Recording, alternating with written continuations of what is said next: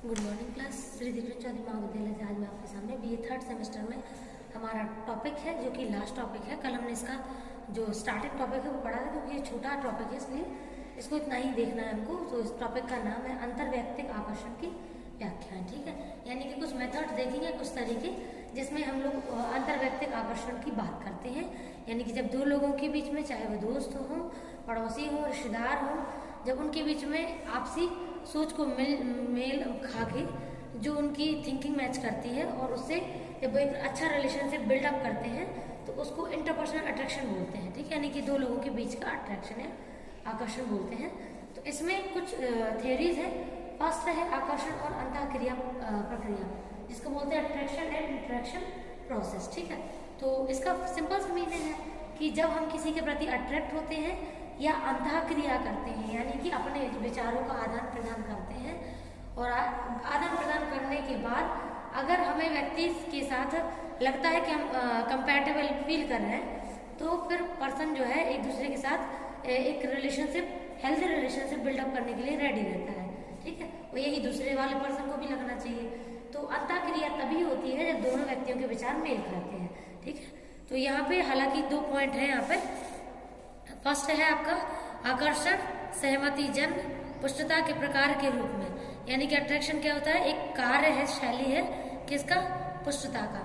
सहमति जन पुष्टता मतलब, सहमति जन का मतलब है कि व्यक्ति जो है वो अपने पूरे मन से रेडी रहता है, पूरी सहमति के साथ कार्य करता है।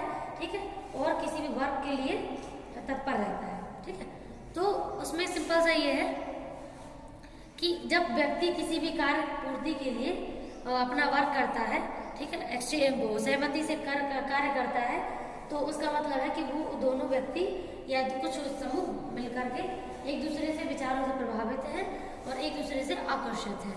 ठीक है, सेकंड पॉइंट इसमें रहता है पुष्टता द्वारा सामंजस्य, यानी कि कॉन्टिग्यूटी। सामंजस्य आप समझते हैं, आप जानते हैं कभी भी प्रत्येक रिश्ते में ऐसा नहीं होता है कि पर्सन को वो सारी चीजें अवेलेबल हो जाए जो उसको नीड है। नीड मतलब ऐसे कि जो ज़रूरत है भी वो भी और जो ना भी है वो भी, ऐसा नहीं होता है। ठीक है, अगर ऐसा हुआ ना तो फिर चीज़ों में, रिलेशनशिप में थोड़ी सी दिक्कतें देखने को मिलती हैं। तो सामंजस्य तभी बैठता है जब जो चीज़ें वास्तव में ज़रूरत है, सामने वाले को लगता है कि हाँ नीड है, तो उस हिसाब से वो वर्क करते हैं। ठीक है, नेक्स्ट है हमारा प्रबलन और पुरस्कार सिद्धांत।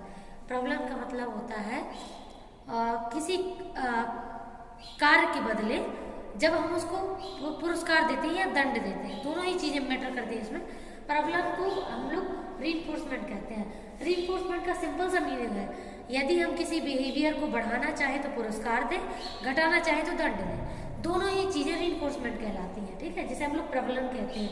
तो प्रबलन के द्वारा भी व्यक्ति सीखता है और एक दूसरे के प्रति आकर्षित होता है। ठीक है, और पुरस्कार के बाद भी व्यक्ति जो है एक दूसरे के प्रति आकर्षित होता है। आपने देखा होगा जब कुछ जो लोग हमें गिफ्ट्स देते हैं, हमेशा हमारा ध्यान रखते हैं और मोस्ट ऑफ द टाइम हमारे बारे में सोचते रहते हैं, हर चीज़ हमारे लिए करने की कोशिश करते हैं, तो हम अगर कर पा रहे हैं उनके लिए, नहीं कर पा रहे हैं, या फिर हम कर भी रहे हैं, दोनों ही चीज़ें हैं, लेकिन वो हमसे ज़्यादा करते हैं, तो यहाँ पुरस्कार वाली फीलिंग आ गई ना। अब ये मुझे बताओ कि आपको अच्छा नहीं लगेगा अगर आपको पुरस्कार मिल रहे हैं, आपको गिफ्ट मिल रहे हैं? किसी को बुरा नहीं लगता, सभी को अच्छा लगता है। तो पुरस्कार जब कोई व्यक्ति हमें देता है, चाहे वो फाइनेंशियली हेल्दी ही क्यों ना हो, अगर वो हमें देता है तो हमें अच्छा ही लगता है।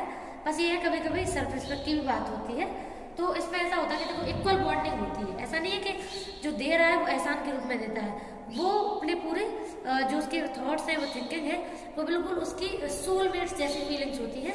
इस वजह से लेने वाले को भी उतना अजीब नहीं लगता है और देने वाले को भी नहीं। तो पुरस्कार जो है वो व्यवहार को बढ़ाते हैं, यानी कि अगर सामने वाला आपको पुरस्कार देता है रीजन विदाउट रीजन, तो आपके प्रति उसके मतलब आपके मन में उसके प्रति अट्रैक्शन हो जाएगा। ठीक, नेक्स्ट है विनिमय सिद्धांत, जिसे हम लोग एक्सचेंज थ्योरी कहते हैं। आप तो जानते हैं एक जैसे बिजनेस में एक रूल चलता है प्रॉफिट एंड लॉस का, जैसे मान लीजिए गिव एंड टेक वाली बात होती है। जैसे हम लोग नॉर्मल घर में ही बात कर लेते हैं कि अगर हम रिस्पेक्ट पाना चाहते हैं तो सबसे पहले हमें रिस्पेक्ट देनी होती है। आप ये कभी मत सोचिएगा कि पहले रिस्पेक्ट हम लेंगे फिर देंगे, ऐसा होता ही नहीं है। रूल फर्स्ट ये है कि जब तक आप देना नहीं सीखेंगे तब तक आपको मिलेगा भी नहीं। तो एक्सचेंज थ्योरी का मतलब ही होता है गिव एंड टेक, यानी कि पहले दीजिए उसके बाद लीजिए, चाहे वो आपकी रिस्पेक्ट हो, चाहे वो आपका अट्रैक्शन हो, ठीक है, आपका चाहे इंटरपर्सनल अट्रैक्शन हो या सोशल बॉन्डिंग हो, ठीक है, कोई भी चीज़ हो, जब तक आप गिव नहीं करेंगे तो आपको टेक भी नहीं होगा, ठीक है। तो देना सबसे पहला फर्स्ट प्रोसीजर होता है, उसके बाद लेना, ठीक है। लास्ट है हमारा साम्य सिद्धांत, जिसे हम लोग इक्विटी सिद्धांत कहते हैं, ठीक है। तो इक्विटी थ्योरी हम इसे बोलते हैं। तो ये बहुत ही सरल सिद्धांत है, इसमें ज़्यादा कुछ ऐसे है नहीं, ठीक है।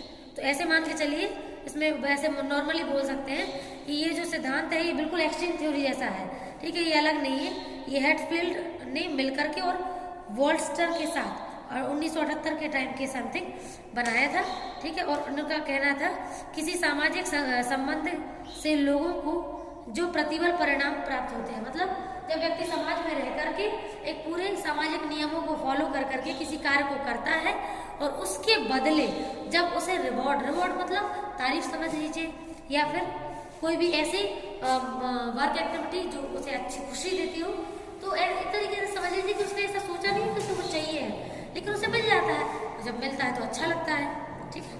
तो ये रहा, ठीक है। तो ये है साम्य सिद्धांत। अगर आपको कोई डाउट हो तो बताइएगा। Thank you.